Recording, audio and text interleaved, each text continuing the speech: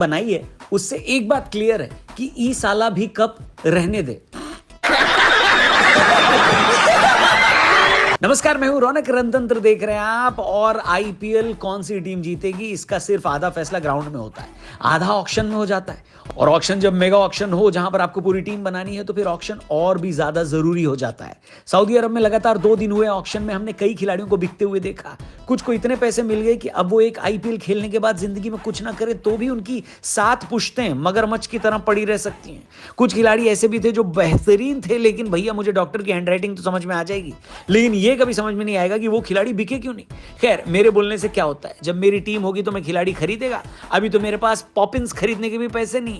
आपके हिसाब से कल यानी ऑक्शन के दूसरे दिन सबसे बेहतरीन खरीदारी किस टीम ने करी है, कमेंट करके बताइएगा। फिलहाल मैं आपको बता देता हूं कल यानी दूसरे दिन क्या रही ऑक्शन की सबसे बड़ी हाईलाइट।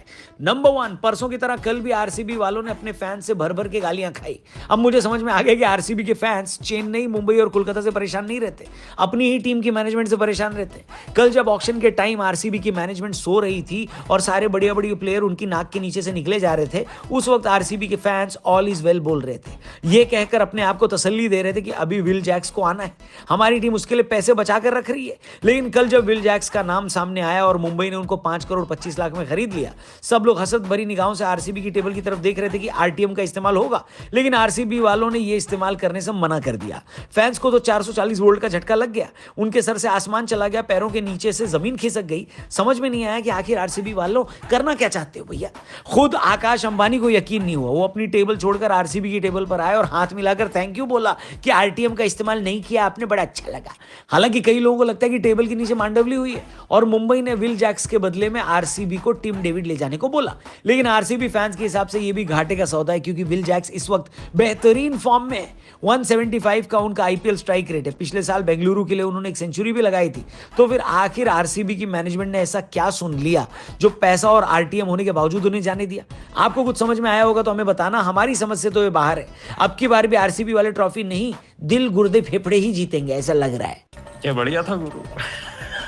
हाईलाइट नंबर 2, कई खिलाड़ी महंगे बिके लेकिन उनको दुख बहुत हुआ होगा। मिसाल के तौर पर भुवनेश्वर कुमार, जिनको 10 करोड़ रुपए से ज्यादा मिले, लेकिन 10 साल पुराना हैदराबाद का साथ छूट गया। इस बीच भुवनेश्वर कुमार हैदराबाद के हाईएस्ट विकेट टेकर बन गए हैं, 2 बार पर्पल कैप भी जीती है। लेकिन अब भुवनेश्वर कुमार वहीं से खेलेंगे जहां से उनकी शुरुआत हुई थी, यानी बेंगलुरु।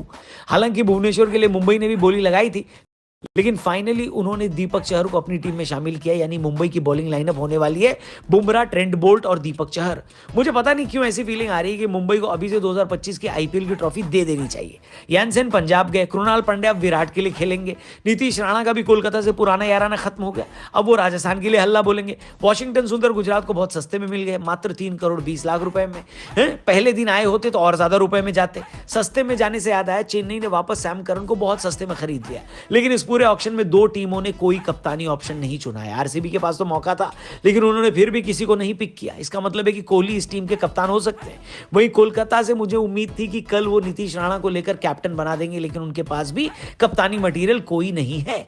अब या तो वेंकटेश अय्यर कैप्टन बनेंगे या रिंकू सिंह को यह जिम्मेदारी मिलेगी। आपके हिसाब से आरसीबी और केकेआर का कैप्टन कौन होने वाला है, कमेंट करके बताना। अब बढ़ते हैं हाईलाइट नंबर 3 की तरफ। ऑक्शन के दूसरे दिन कई ऐसे नामों ने सुर्खियां बटोरी जो लोगों ने पहली बार सुनी होंगी, लेकिन अब वो नाम बार बार सुनेंगे। इनमें से एक नाम था वैभव सूर्यवंशी, बिहार के 13 साल के बल्लेबाज का, जो आईपीएल में अब तक के यंगेस्ट खिलाड़ी बन गए। सूर्यवंशी को राजस्थान की टीम ने 1 करोड़ से ज्यादा रुपए में खरीद लिया। अब आप सोचो, 13 साल का बच्चा करोड़पति बन गया, और यहां पर कुछ लोग 40,000 रुपए में बॉस के लिए पीपीटी बनाते हैं। बताइए, अरे बाप रे, ये तो धोती खोल रहा है। मैं तो बस ये सोच रहा हूं कि 13 साल के इस लड़के को पैसे भी मिलेंगे और साथ में राहुल द्रविड़ की कोचिंग भी मिलेगी। इसके अलावा दिल्ली के प्रियांश आर्या के लिए भी बहुत लंबी चौड़ी बोली लगी है। 30 लाख के बेस प्राइस वाले प्रियांशु 3 करोड़ 80 लाख में पंजाब के लिए खेलेंगे। इस साल दिल्ली प्रीमियर लीग में प्रियांश ने 1 ओवर में 6 छक्के लगाए थे और वहीं से उनकी किस्मत खुल गई। लेकिन हैरानी की बात यह है कि आईपीएल विनिंग कप्तान डेविड वार्नर अनसोल्ड रहे और अब शायद आईपीएल कभी नहीं खेलेंगे वो। और भी ज्यादा ताज्जुब तब हुआ जब लॉर्ड शार्दुल ठाकुर भी नहीं बिके। लेकिन सच बताऊं तो मेरा दिमाग तब खराब हुआ जब अर्जुन तेंदुलकर का नाम आया और मुंबई वालों ने पेडल नहीं उठाया। मेरा तो भरोसा ही उठ गया था भाई साहब दुनिया से कि अब यहां पर नेपोटिज्म भी नहीं चल रहा है। बताइए क्या बात कर रहे हैं। लेकिन स्क्वाड के प्लेयर पूरे करने के लिए एक बार फिर अर्जुन का नाम सामने आया और अब की बार 30 लाख में उनको खरीद लिया गया। अब नेपोटिज्म पर मेरा भरोसा एक बार फिर से कायम है। और अब मैं इस बात पर कायम हूं कि मुंबई की टीम इतनी खतरनाक दिखाई दे रही है कि आईपीएल क्या, दुनिया का कोई भी कप रख दोगे तो वो लोग जीत जाएंगे।